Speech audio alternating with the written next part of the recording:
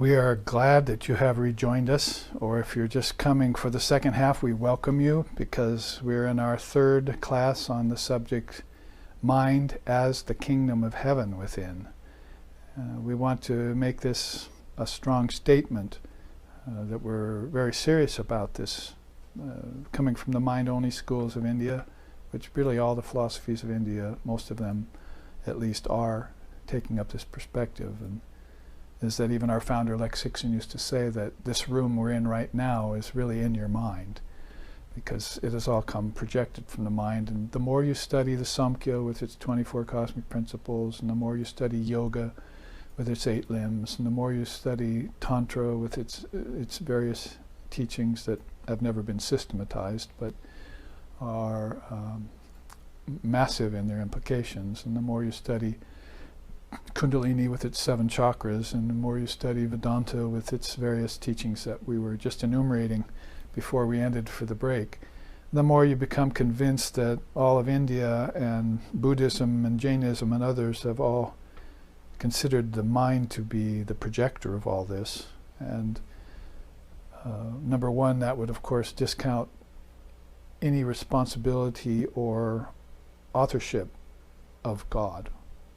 So you couldn't then be able to blame anything on God, which would be a relief if we got over that. And couldn't praise him necessarily either. For, oh God, you've made the beauty as all this world. It's actually the better part of the mind, the Trinity, made that beauty. And so you have a hard time praising or blaming divine reality for anything, because it's transcendent. As Sri Ramakrishna said, Brahman is the only thing that never got defiled by the tongue and actions of mankind. So you want to keep it sacrosanct at the highest of all levels, or maybe beyond levels, and therefore you're safe philosophically as you proceed to unwrap the Dharma. And that's where we are next, is we're coming to this level as again, to bring forth this translucent light that's streaming onto the great windowed glasses of this dome that Shelley talks about in his poem. And some of them are many-colored, he says, many-colored glass. So it would, it could be some very opaque or on to very clear, or it can be on down to darker colors where light gets restricted in its flow.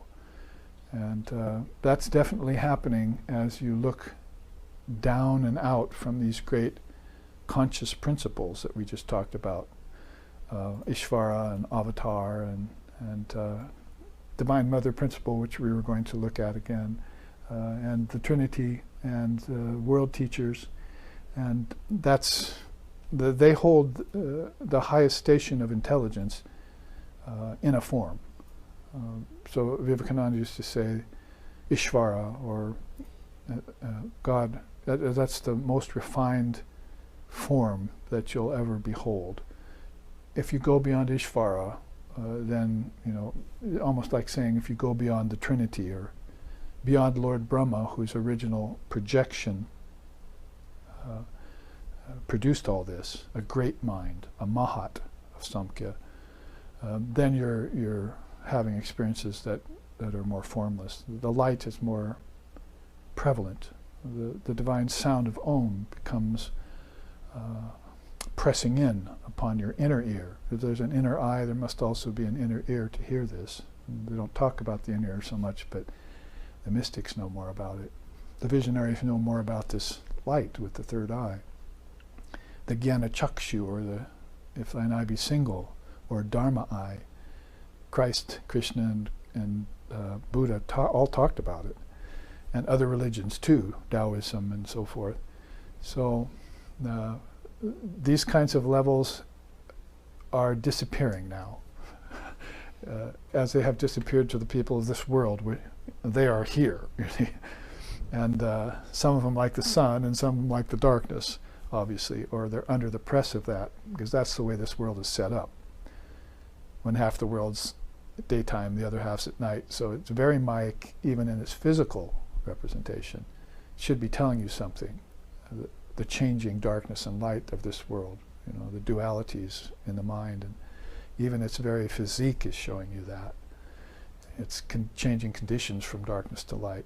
In fact, Sri Ramakrishna used to put a special spiritual teaching on light and darkness. He said, if you're a being of this world, then you should become aware that as you sit for meditation just before dawn, and you sit for meditation right at dusk, you'll lose your ego, because basically you'll understand that this world does not follow your orders. See? This change is going on all the time outside of you, and you can't do anything about it. So that's the condition you've fallen in. So you should meditate at those times to know what is causing the change. And then you'll find out the higher me, like the Sakshi Hamkara. You'll find out a witness looking upon these changes that initiated the whole process way back inside of itself at the beginning of time.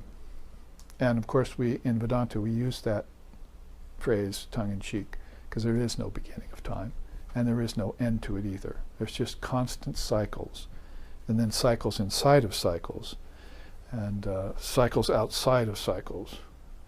Probably the best cycle that you can tune in on if you're a spiritual seeker is the cycle of waking, dreaming, and deep sleep, because those changes are major. They're not just a day-to-day change where nature is showing itself off or hiding itself, but in waking, dreaming, and deep sleep, your self is showing itself off. Your mind self, your ego self, is showing itself off and hiding from you, and revealing itself again and hiding from you. You should have a witness consciousness to that too. See, not just the changes of nature, but the changes of your mind. Then you can connect it to, oh, I see the worlds came out of the mind. And so then you'll want that most dependable part of your mind to teach you. And it would teach you the Dharma, and it would be coming from the high teachers who know the Dharma. They very scarcely ever project themselves down very far into the worlds. They're staying at a more transcendental condition and speaking to you, but you're not hearing them, you see. So you'd have to bathe yourself in the river like one of Vasishta's devotees, be bathing in the river and thinking about Lord Vasishta, who died thousands of years ago, so-called. And he's still the ideal of so many people. All of a sudden, the thought of the man in the Ganges River bathing reaches inward to Lord Vasishta. And Lord Vasishta says, oh, my devotee's thinking about me, I can feel him. And he sends him a blessing, and all of a sudden the man standing in the river has this profound experience. He's bathed in the river there, the holy river, for years and never had such an experience. He went into the river that day, thought about his ideal, his Ishtam. His ideal heard him and sent a great experience to him. And if you didn't have an ideal, and you didn't have a path, and you didn't have the Dharma teachings, it would have been random and you wouldn't have believed in it. But this person's going, he spoke to me, you see. The Lord spoke to me. He showed me his form in deep sleep or in dream, or in a waking dream. And so all of a sudden you begin to realize the connections of earth objects to senses, and senses in waking state to the senses in dream state, and the elements and the senses in the dreaming state to the deep sleep state where everything goes formless, that lower formlessness of Prakriti into the higher formlessness of consciousness. And it's all one stream of pure conscious awareness that was Chaitanya at one place and turned into intelligence later, and then from intelligence it got dumbed down into the human mind. Some human minds were able to keep awareness of consciousness at its root, at its source, when they were born in the human body. Others weren't. And others still tried. They were seekers. And maybe they succeeded or failed after one lifetime. Or they, as Krishna says in the Gita, they kept pursuing yoga over lifetimes until they finally did realize one lifetime that they've come from pure conscious awareness. Like Hastamalaka is singing to us in his Stotra. And Kamalakanta is singing to us in his song about Divine Mother. So here we have, right at this level, things that are very much in accord with higher teachings coming from the goddess of the word, Vak Devi. You see image here of her, where you want to call her Mahashakti, or Durga, or Kali, or Tara, as Ram Prasad would in his songs. So you see that's a very beautiful appearance of her in her many arms there, appearing right next to Sri Sharda.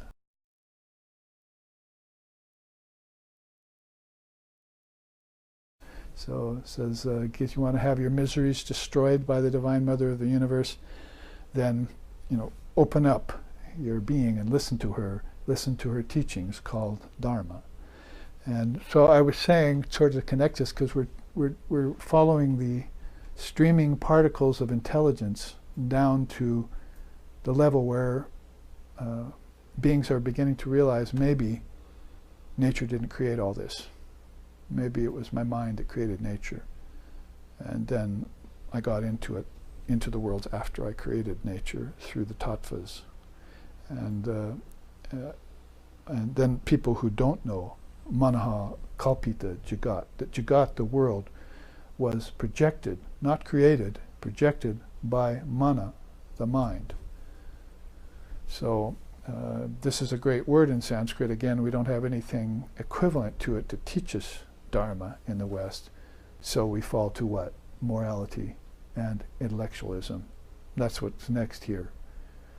See, because before you hear the true Shruti, reason about it, yukti, and anubhava, you didn't have the Dharma given to you, then all you had to go to was these principles of lower knowledge. 6 limbs of lower knowledge are phonetics, grammar, etymology, meter, ritual, and astronomy. So these are the 6 limbs of lower knowledge, often I think called Vedangas in Vedanta. Limbs, angas. So yoga has its limbs, 8 limbs. Vedanta has its 6 limbs, which refer to the apara vidya. The paravidya is higher wisdom, and remember, Valmiki said, if you have it, you can entertain the lower knowledge, you can relearn it. Because sometimes I tell a story of going into colleges and speaking at classes, and sometimes I'll surprise them by saying, what are you doing here again, learning the same thing again? Don't you know that you've done this many lifetimes? You should put your mind on the higher wisdom. Or have you put your mind on the higher wisdom? Do you know that all knowledge lies within you? Do you know that the kingdoms of heaven are within you? Do you know that those kingdoms of heaven within you were projected, not created? Do you know that they were projected by the mind? Here, I'll give you a 6-course class on it, of those 6 things. These are questions that go along with who am I? You can't just appear in front of a materialistic Western culture and tell them to start saying, who am I? Begin sounding like owls in the dark. Who? It doesn't work. You have to give them the building blocks of the whole thing. And because they are concentrated in these lower limbs, and they're using them to spend all their time in. They're using them to make their money, their occupation in. And they're using them to study space. So they're studying time, they're studying space in time, and that's Maya, space and time. Space and time don't exist outside the mind, because you go outside your mind in deep sleep tonight, and you lose all sense of time and space. It goes away. Then it comes dancing back. So do you know why? So this who am I question, sometimes I get on a little rag about it.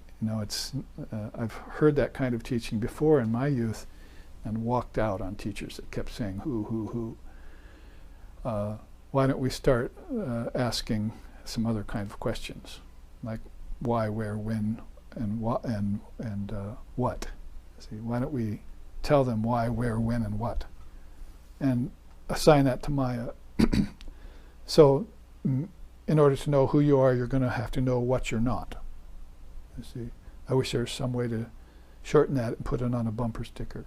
In order to know who you are, you have to know what you're not. And all of these things you're studying here in this chart, starting here from Dharma on down, you're not. All of these things from Dharma inward are things that are sentient. They're more of who you are. Your higher wisdom, your intelligence, the world teachers, the avatars, the Divine Mother of the Universe, the samadhis, these are paravidya, these are higher wisdom. And if you're devoid of them and you've ended up here, then you're between a rock and a hard place. Philosophically, religiously, and you're going to have to be fighting for your life, fighting for your existence.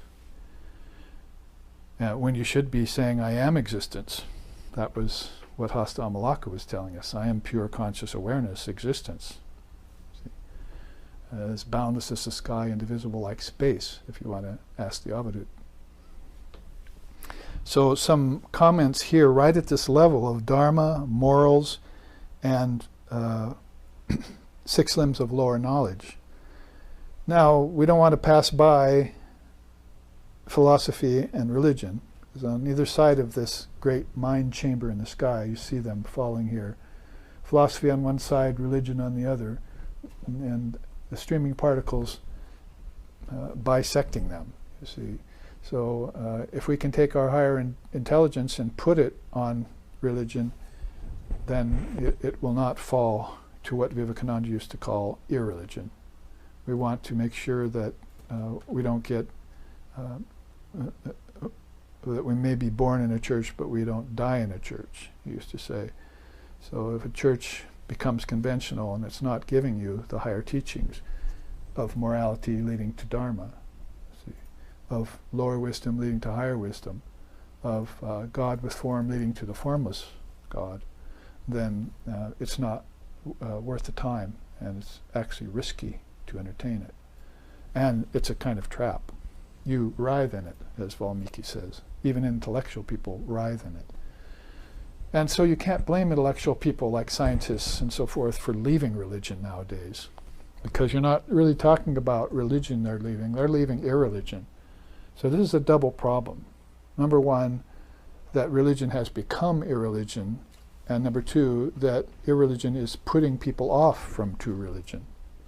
Because if you were to show a scientist higher wisdom and convince him of it, or a doctor, or someone with intelligence who has concentrated on lower knowledge, and you could somehow show them higher wisdom, then you'd have a very stalwart and staunch supporter of the existence of divine reality. There would be no doubt to them. Sometimes I quote from James Jeans, a scientist at the turn of the century, a Western man. And he said, well, we've been studying nature for a long time now, and we concluded it looks like a machine. Well, that's okay because it's insentient, so it would actually be kind of a refreshing thing to get away from people who are so naive to think that there may be some secret in nature. Science already found it, particles. But they didn't find that it was streaming particles of a higher nature than atoms and molecules and quarks. You see, the atoms and molecule and quark and subatomic particles and so forth have come from intelligence. They're the outer mirror of the inner cause. So they haven't made that jump to the particles of your own intelligence, which manufactured, kalpita, the worlds in the mind, by the mind. So they haven't made that jump yet, you see. But if you were to be able to show them higher wisdom, because I didn't finish James Jean's quote, he said, we began to look at this as if it were of nature, as if it were a machine. Now we're beginning to look at it as if it were a thought. Imagine that. You see, a Western scientist, probably wasn't a very popular statement he made, but Einstein wasn't popular either at first. And then later on got pretty much won the field of science for everyone. But there will be another Einstein, or maybe has been already, who will come and go further than the physical science, like Vivekananda, and show us that there's a more subtler kind of particle. And so basically then James Jean said, looked like nature, now it looks like a thought. So that's a quick jump to the mind, produced all the worlds. My thoughts are turned into objects. Holy Mother used to say that. Objects are just thought made concretized. So she put it as clearly as she could in Bengali at that time she was living to people who had heard of Western science coming to India, and they actually began to threaten their faith as Hindus. So India had the scientific materialistic West threatening them on one side, and the greedy, businesslike English race threatening them on the other to take all their resources and not give them anything for it. So they're caught between this press, you see. So people would go to Holy Mother and ask. She said, well, all of these objects here are just products of your mind. They're your thoughts made concretized. Your thinking caused all this. Now, if you were to take that deeper, my thinking caused the English race. And my thinking caused also this other problem, materialism, right? So maybe I better go into my mind and see how pure it is. See, is it pure conscious awareness we're talking about? Could it be Chaitanya? See? Or is it Satan? It's neither. Because Satan is a dream someone had, and pure consciousness doesn't have anything to do with movement, creation, projection, or action. It's, as I said earlier from the Upanishads, it's formless, it's actionless, and it's divine. And it's causeless. Leave that alone.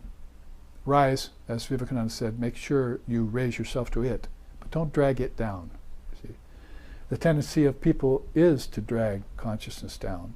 You see? They don't know what they're doing when they take intelligence and put it on physical particles so that they can discover what it consists of. Then all of a sudden know that there's a lot of power there to dominate and threaten other races with, which is basically a short scenario description of what we've done with our scientific discovery of particles.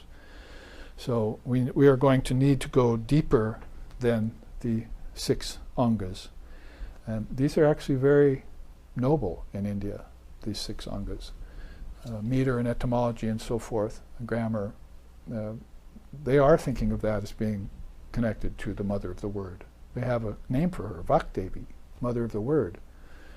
They have a name for her power, Mahashakti, Mahamaya. They have a name for her intelligence, Chit Shakti. Different systems have already recognized her and connected her, or maybe, and reverse, connected all of that to her. So they're running the advantage, you see. In every age, they're running an advantage when they can remember the Dharma, connect it back to the Divine Mother of the Word, and practice these things with nobility. See? Write beautiful songs, for instance, or stotrams. Something that's impregnated with the existence of God, not in doubt and fear of anything that resembles God, or Brahman, or Allah. You know, in Tantra they say, Swarupa Nyata Bhava. It means running away from your essence. But then there are those who practice Swarupa Pratistha, staying constantly in your essence. So there are some beings who Pratistha, stay solid in their essence, which is Swarupa. Another, might say another name for Chaitanya would be Swarupa. Your Atman, your essence. But there are others who are running away from it, trying to hide from it. And whether that's a conscious game or an unconscious mistake, it veils the light. And intelligence gets darker and darker as it comes down towards Earth. Until now, intelligence is being, we're thinking of intelligence and our intelligent beings as being beings who have scientific knowledge or medical knowledge or knowledge of politics and the law. See? We can't think of anyone much higher than that. And when a great being who is higher than that comes along, we deny him, just like they denied Jesus and Buddha and beings in the past. See? So this is the difference. You might say I'm talking about religion and irreligion here. Philosophy runs the same risk. If it's a philosophy that skirts the problem of argumentation and debate, which is what we've fallen into in the West, is that you're the better philosopher if you can out-debate the other person, or if it's a philosophy that talks about the truth of being instead of speculating about the possibility of becoming, becoming. That is, does God exist or not exist? You see, it skirts that whole problem, and it just begins to talk with the Dharma as its mate, right here. Philosophy and Dharma, they go together, and they're one wing of the bird, or one half of the cosmic mind, and you want to mate it to religion, hearing about it, and meditating on it, and realizing it. So right across the board on this chart, it's very well put that, and we haven't left out morality, ethics, because Vedanta will say that many people need a course in that. It's obvious from all the mistakes they're making, and from the ill-considered acts people are doing, and from the karma they're accumulating, because I know this because I go into prisons and teach the morality, you might call the morality of Dharma. And basically that comes down to one word, karma, that you reap what you sow. So it's a good ground to introduce people to a higher morality, and you want to make sure you give them a higher wisdom as you do, so that they have somewhere to go, because the other place they might go is between a rock and a hard place, is irreligion, or false religion. See? Oh, I came out, I was resuscitated because I read the Bible inside, and now I'm completely resuscitated and reconditioned, you see, and now I'm a good moral person again, but then they fall back on hard times, partially due to the problems of the society, because if you've been in prison, you have a dark stain on you, and that's not going to wear off easy if it does it ever at all. So there are many risks then to not following up morality / ethics with teachings on the Dharma. So if you have a captive audience, as I often say in prison, then you can give them what might be called the lower Dharma, but always connect it to the higher Dharma. Or if you want to put it in terms of destiny, make sure that they get the Dharma along with Swadharma. And so they won't fall into adharma anymore. Again, if you're armed with triple teachings, they're called triputis, then you know what the risks are of falling into the problems of duality. You also know the front door out. That is a third way to go. Adharma is not something you want to get stuck in. Dharma is good, but it won't take you far enough. But Swadharma means your true destiny. So what are you going to have to do with Dharma? Hear it, reason it, and realize it. And religion and philosophy have to be together in this endeavor. They have to be pure, and they have to be together. They can't be irreligion or debating kind of philosophy. That's not going to cut it, as we know already in the West. Because you cannot probably call the West very dharmic nowadays. If they haven't studied Dharma, they don't have the word Dharma in their vocabulary. You didn't get Dharma from your parents. And there's no college course on Dharma, you see. You have to go to some Buddhist or some Hindu to find out anything about Dharma, you see.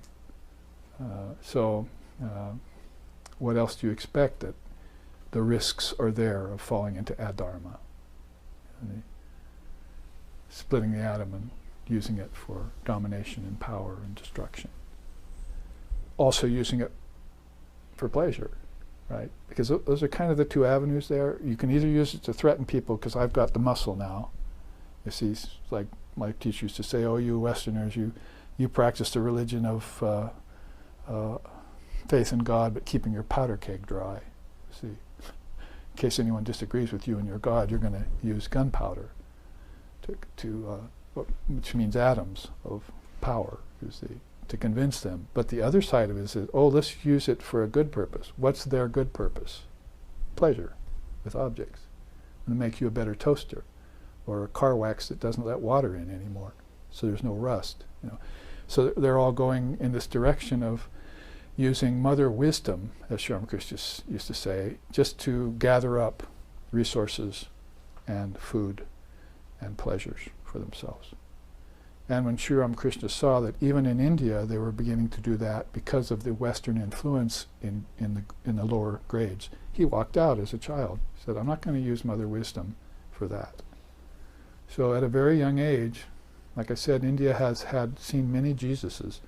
So at a very young age, there are great souls that not only left the institutions that had fallen into irreligion and bad philosophy, they are also leaving their families who had. That's a wonderful thing, in a scary way. See, basically, they were not only leaving the institutions, if their families were in them, they were also leaving them. Buddha did it, Christ did it at 14, Ramana Maharshi did it, Sri Ramakrishna did it. He was more compassionate, he stayed with his family a little longer. So this is something to be looked at if you're a seeker after truth, and if you love God more than the world. Mammon, right. You want God or do you want mammon? It doesn't matter what religion you look to or what seer or what avatar is speaking it. It means the same thing. And it'll amount to the same thing in your lifetime. Either you will follow the streaming particles back to your source, or you'll fall with them as they become dimmer and dimmer and darker. Let's look at some of the dark areas. There you see, just below religion and philosophy, arts and sciences. One of those arts is called psychology, and our Western psychology is still not aware or able to teach Dharma that speaks in terms of more than one lifetime. It's been, pondered a little bit as a theory, but India's been living for thousands of years in the knowledge that you have lived many lifetimes. It's in the Gita. And the Gita is an eternal scripture. So, and India is an eternal Dharma. What is the West with a couple hundred years of life compared to so many cycles of Sanatana Dharma that the Indians come with, and that these great souls make sure the world gets in their mind, from Brahma, Vishnu, and Shiva on down to the world. Make sure that it's available for people to follow. Up comes the chart of the 4 yugas. You see that, where are you now? You're in the Kali Yuga. That's called the Dark Age. What's the Dark Age equivalent to? The age of technology. Technology is darkness. That's not new invention. That's distraction. And if you want to go to the fine arts side, my teacher used to say, you shouldn't raise your children to be creative in this country. You should teach them to renounce. I mean, this was a monk that was watching people, raise their children. Oh, look at their creativity. Let's bring that out. What's going to happen to a creative young person in this culture? And what they're trying to use creativity for. See? Oh, let's send them off to work for NASA so that we can shoot rockets up in space and pollute the atmosphere and not find anything up there. Maybe make the moon and give up after that. See? What's going to happen, you see, to their creativity? Or let's send them off to cosmetic school, teach people how to make themselves look better. It's an occult power. It's one of the 8 occult powers, to try and make yourself look other than you are to others. And nobody's thinking deeply about these, and nobody's calling these spades a spade. So you'd be better teaching your children to renounce, then maybe create something afterwards. If they know the world's unreal, which means what Valmiki said, I know higher wisdom, then I know the world's a dream.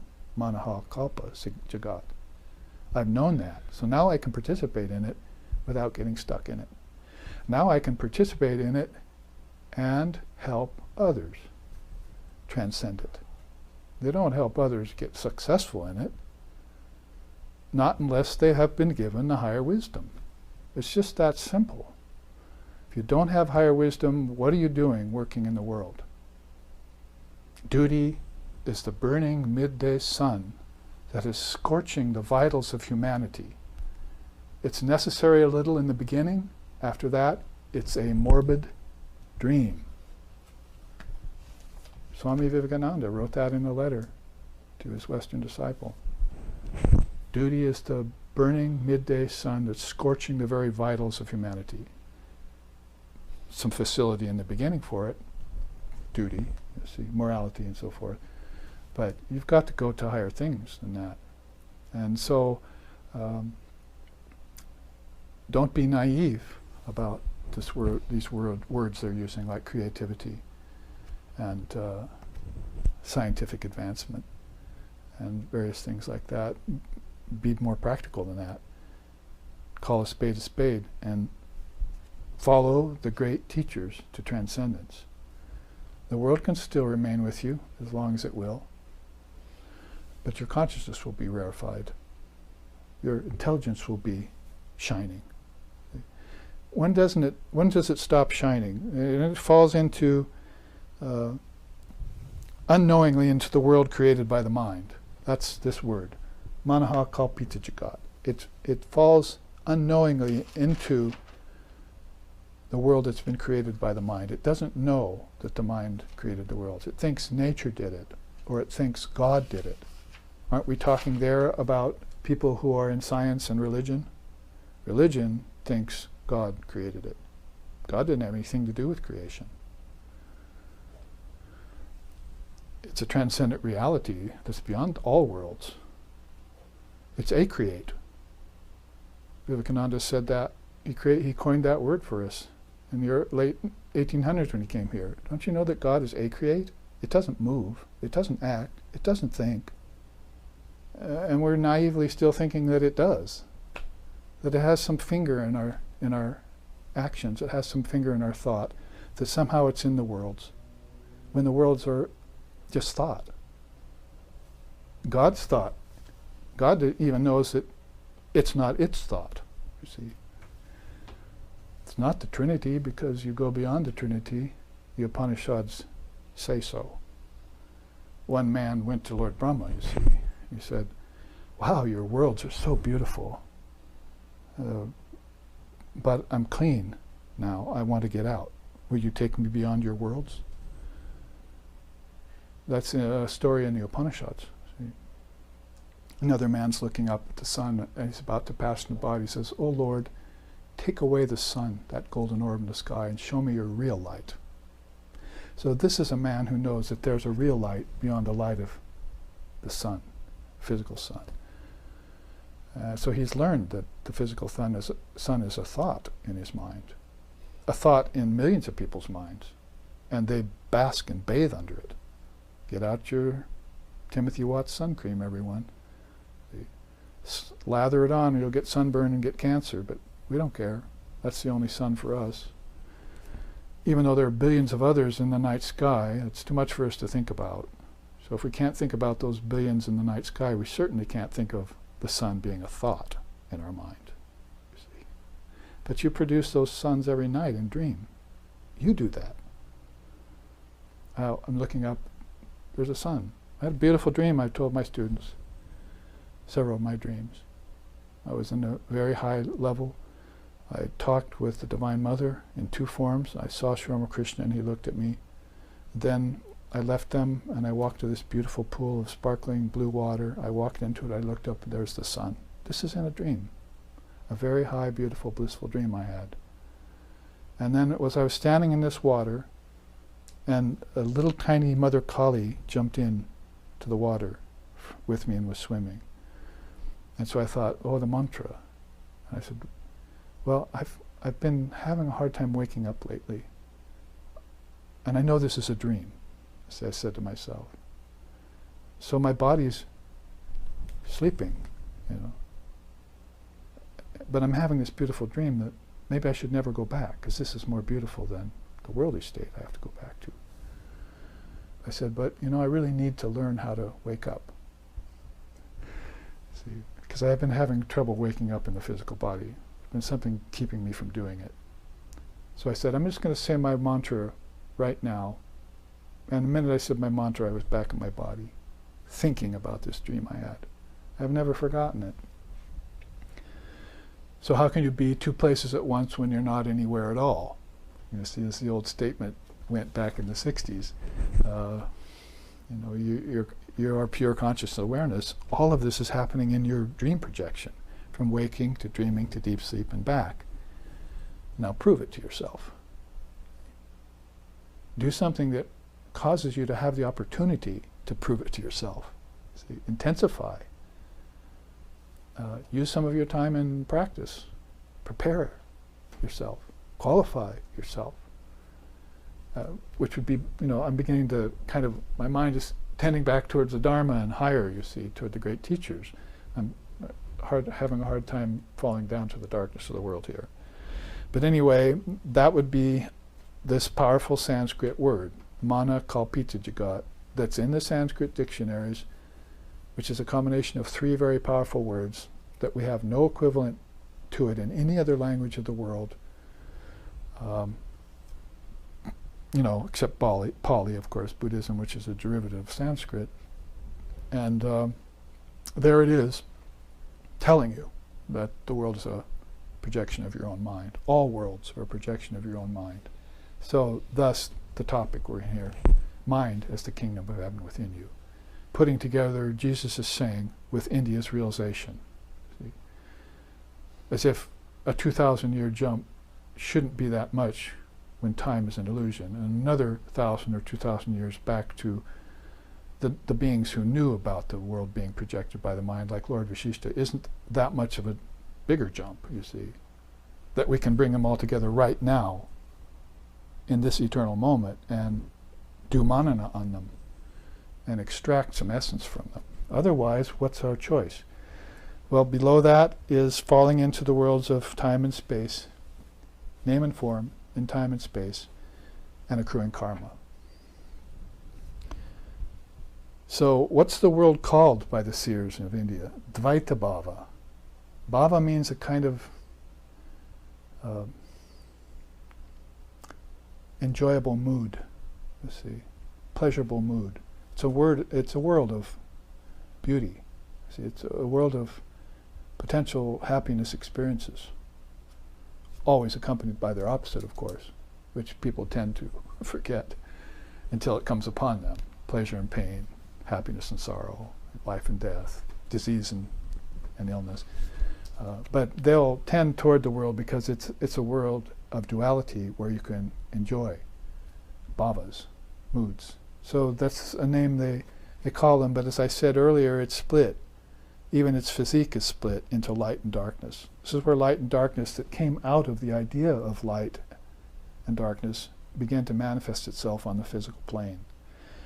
There you see on the left-hand side, I've divided it from light to light, from light into darkness, from one of those shots we had from space of the Earth recently,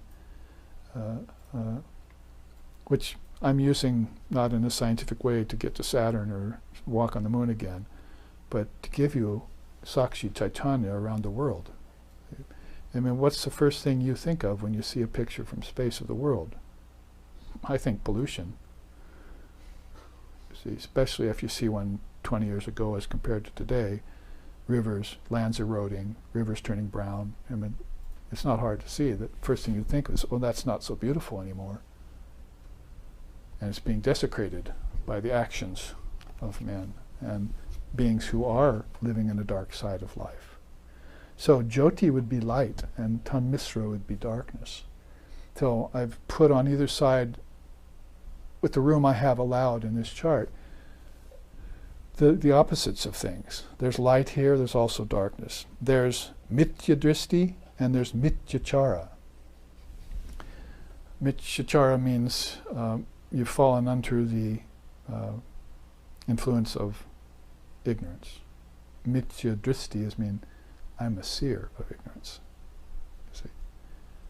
So that's the light side of the world. This place, Sri Ramakrishna said, is a great place to realize God. Here I can eat, drink, and be merry, see, if I have higher wisdom. See. And because pain and sorrow and disease and birth and life and death and old age are coming at me and my fellow participants in the billions now, all the time.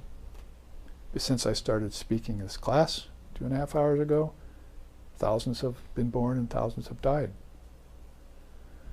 So this is the changing world of dualities. But I can be the witness of this. I can be on earth and be aware of the ignorance of myself and the ignorance of my family, and the ignorance of my race I was born into, the culture I'm in, and of the world in general. Mithya dristi, I'm the seer of everything being a form of ignorance, you see. Because why? Because it was created by the mind that was in ignorance. Then you have the next entry there, karma shakshi and karma para. So both karma, we know karma is cause and effect. If you take it in a personal, individualized way, it's hell to pay or heaven to enjoy. See, karma is the God of this world. There is no God in this world other than karma. Vivekananda used to say. Holy Mother used to say, you'll have to pay to the last farthing for the use of the body in this world. So everyone who takes on a form, you see, he that wears the form must wear the chain. Too true, Vivekananda said. But far beyond both name and form is Atman, ever free, you see. Know thou art that, he says. So karma sakshi is the witness of karma. Sakshi, again, that word we're using now at a bit denser level, because one of the questions at the break was how Sakshi Chaitanya can be witness of Atman. It can also be witness of thoughts, but it can also be witness of cause and effect, which is a good part of this world. Again, I was just saying, Sri Ramakrishna said this is a good place to realize yourself because the dualities are so pronounced. Sort of like Sri Krishna saying, what's sweet in the beginning, be careful of that. What's sour in the beginning, it's probably better. You see? So sour means if you realize karma's here, then that's going to be good for you because you'll be very careful how you act. So you won't accrue as any or as little as possible. My teacher's name was Swami Asheshanandaji Maharaj, peace and bliss be upon him. Lived as a monk into his 90s. He used to say his name, one of the interpretations of his name, Ashesha, could mean no residue, because Shesha is the residue of all the world's karma, not just this world, but the subtle worlds too, that's left over at the end of a cosmic cycle. Shesha is also the name of a great serpent. So, but with a circular, cyclic kind of representation. So, Ashesha means no residue.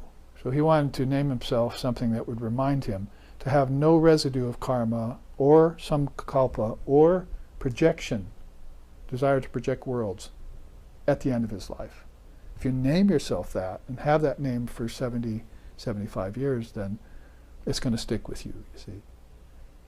Oh, I remember back when I was a boy, I'm on my deathbed now, so to speak, although Atma never dies. Now I have to remember why I named myself Ashesha.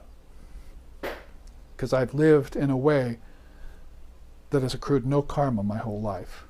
See? I've only done good actions, and I haven't been satisfied with those. I've also tried to get beyond good and bad, because they're chains of iron and gold. Good and bad are chains of gold, chains that hold, one of iron, one of gold. So good action is a gold chain. It'll still pull you back, take you to heaven and pull you back to earth, which is all in the mind. It's all dreaming in the mind you're engaging in. So on the other side there you have karma para. That just means that you've become under the influence of karma. Apara, you could make a case for the karma apara. You see, it could be that you've really gotten attached to lower knowledge, and that's keeping you down. It's keeping your intelligence dim. Intelligence should be wide open. Buddhi is the word. Buddha named himself after it. You should know I'm awakened. My intelligence is awakened, he said. So that's a powerful word you're talking about there. As far as Vivekananda is concerned, he said the first compound of consciousness is intelligence. See? Not will. Will comes later. So the first compound of consciousness is intelligence with a capital I. It's going to get trapped or contained within the mind's intelligence, antakarna, the little buddhi. And it's going to be trapped there by the little ego. So karma para, there are beings in the darkness of the world who are under the influence of their karma, and they can't get free for the life of them. They'll never even think about getting free of it. Some of them even enjoy it. Swami Vivekananda once told one of his rather naive English disciples, he said, "You don't understand. There are people born in this world to suffer." Because the talk had been about people born to enjoy. He said, "Oh, well, that's kind of a shallow look. You have to know there are people who are born in this world to suffer. That's what they want to do. And not only what they want to do, there are some that are born to suffer not wanting it, you see. So it's not all simple, it's a gray area. Some, like sort of hypochondriacs. I want to get sick down there and suffer, and maybe someone will feel sorry for me or whatever. I'll commit suicide. My family will be sorry. See? Whatever it is that's in their mind. Or some just say, I'm going down there to have fun, but they actually run a bad road, run afoul of the whole process, get thrown in prison, or get a disease early on, or become a creative child in a materialistic world.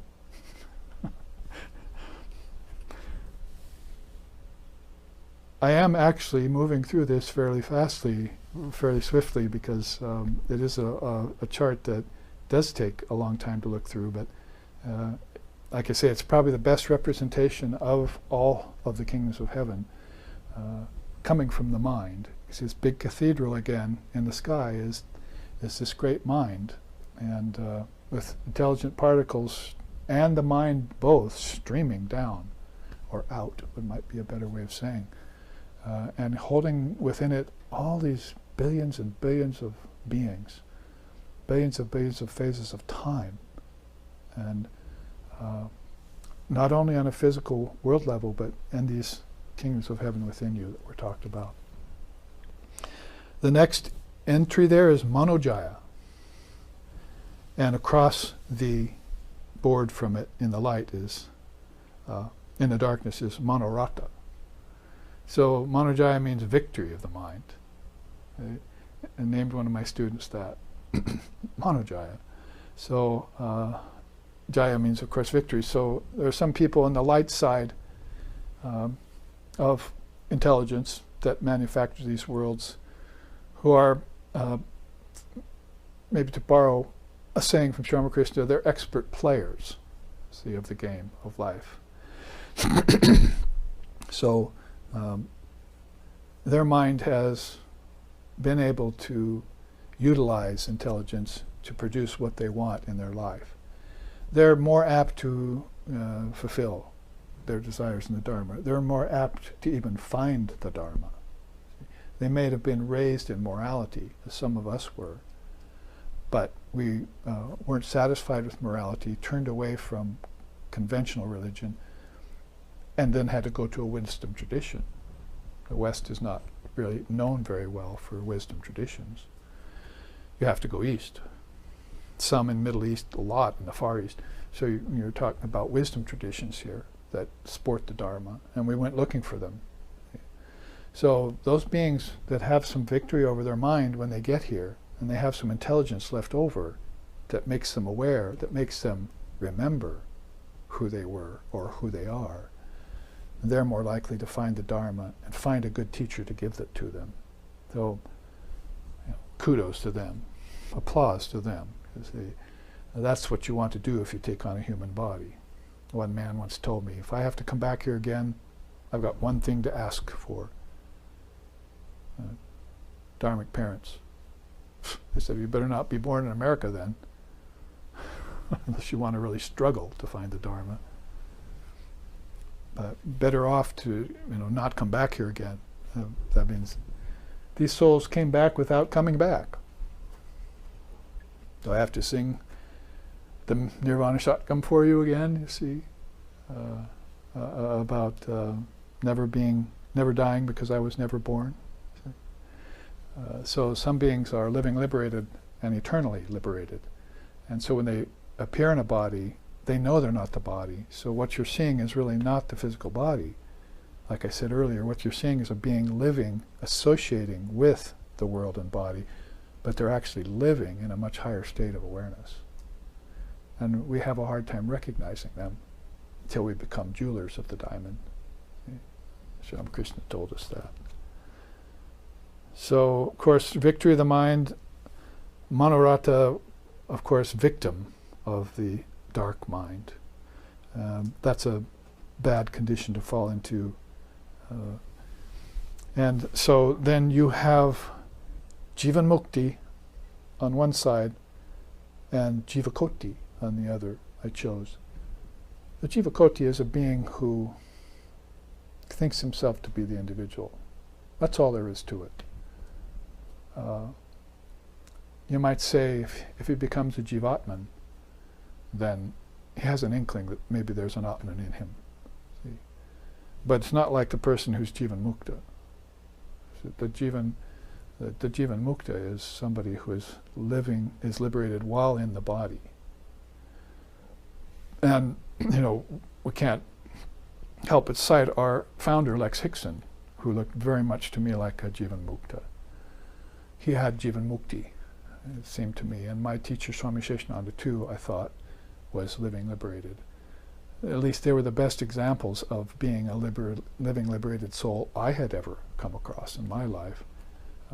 And having read about the Jivan Muktas in scripture that I undertook to study for decades, and I had a good idea of what they would look like and what they wouldn't look like, both. So the Jivakoti then still probably subject to these things on this side over here. Avidya samskara and avidya parachina, sorry. Those are beings who are under the influence of ignorance. Not only under the influence of it, that's their makeup. It's kind of a hard pronouncement to make, but if you look up these Sanskrit words and you contemplate them and think about them for a while, these beings have a snowball's chance of hell of ever waking up. We better hope that there's such a thing as divine intervention in their cases. Or that somehow they have a thought occur to them, I can wake up right now. See, I've been pretending darkness my whole life.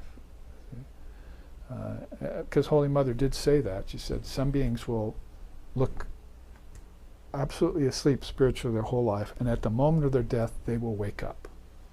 She said that. So I'm just saying, very unlikely in the Kali Yuga, after so many lifetimes and so many samskaras and so many lifetimes of thinking, of being under the influence of your mind having projected your idea of life and not knowing it. It's like more than double jeopardy, isn't it? Those four things pile more gloom on gloom, you see. How is one going to penetrate that? How is even a great teacher like Sri Ramakrishna coming here going to penetrate that? He could try and do it by example. Good luck with that. Because others tried, like Jesus and Buddha too. But what we're saying here is that even if they come and appear before you, you won't awaken if you're in that condition. In fact, you'll probably try and kill them He'll denigrate them. You'll turn away from them. You'll betray them. You'll backstab them. The problem is manyfold, not just, oh, will they wake up or not? It's like, oh, let's look at the conditions here that will keep them in darkness, and the one or two possibilities that they might wake up. You see, we can always be naive and hope, but Vivekananda said, is my least favorite quality. Hope. If you have to rely on hope, you've fallen a long way from the reality that I am Atman, that I am the light, that I have intelligence, that I have an ishtam, that I have a path, that there is the Dharma, that there's even knowledge, lower and higher, to refer to. You've fallen a long way from that. So that's what comes to me when I think of a Jivan Mukta or a Jiva Koti. The word koti reminds me of being wrapped like a silkworm in a cocoon. You know, koti, cocoon. Whenever I see that word, I just think wrapped, you know, and very unable to get out. Yes, I know what you're thinking. It comes out as a butterfly. We can always hope. But we can also work towards it. I mean, I'm saying here the avatars would come to Earth and show you the example. Somebody wrote me from Denmark just a couple days ago, one of my young students, about Notre Dame burning, you see, and said, well, you know, that's unfortunate, but if you're charging admission to get into Notre Dame, you know, then shame on you, see, or flame on you. So whatever the outcome of a church, you see, happens, it's the messenger, he said, that's important. They didn't listen to the messenger for all those centuries. They didn't follow his true teaching. In fact, they rejected it. So, fie on the human race, as the saying would go. You know, if they won't waken up, then is it really worth pursuing them? Well, if you are going to pursue them, you better take a great ideal and learn the Dharma and qualify yourself. And like Sri Ramakrishna said, shore yourself up with every weapon possible to kill those egos. You've got many arms by then, see, like she does. And each one of them is holding a weapon, like hers is.